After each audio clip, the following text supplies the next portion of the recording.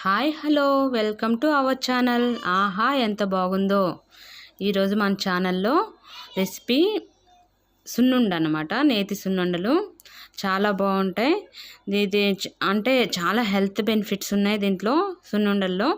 Main ఏంటంటే black grams అంటారు, అదే తృణధాన్యాల్లో చాలా హెల్త్ బెనిఫిట్స్ ఉన్నదన్నమాట. దీంట్లో చాలా అంటే పోషకాలు ఉన్నాయి. ఈ పోషకాల్లో అంటే ఫైబర్ ఎక్కువ ఉంటుంది. Main fibre, vitamin C, vitamin B complex, B1, B3, calcium, magnesium, iron ఇవన్నీ చాలా పుష్కలంగా ఉంటాయి అన్నమాట. సో ప్రతి ఒక్కరు ఇవి డైలీ ఒక సున్నుండ కనుక తీసుకుంటే చాలా మంచిది ఆరోగ్యానికి. చెప్తుంటారు కదా బాలింతలకి వాళ్ళకి కూడా చాలా మంచిది. అంటే నడుము నొప్పి అలా అంటారు కదా, అవన్నీ కూడా తగ్గుతాయి అనమాట.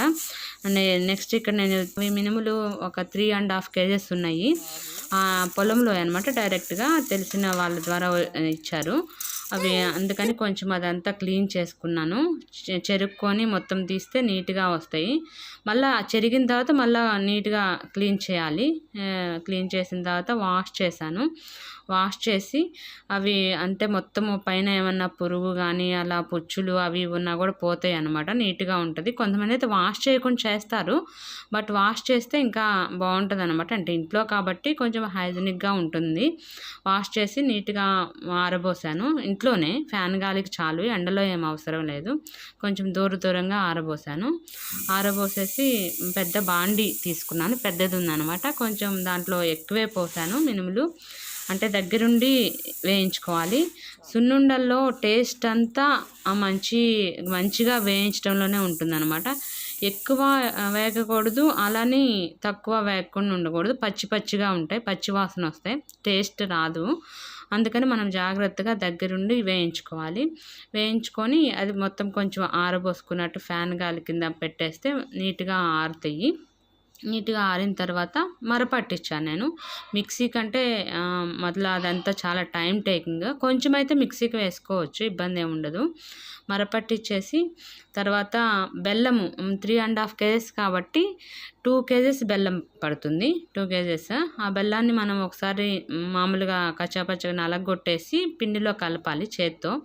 కలిపేసిన తర్వాత మిక్సీలో పట్టుకోవాలి. ఒక్కొక్కటి కొంచెం. అప్పుడు మొత్తం కలిసిపోయింది అనమాట. ఆ గడ్డలు అది ఉండలాగా లేకుండా మొత్తం కలిసిపోతుంది.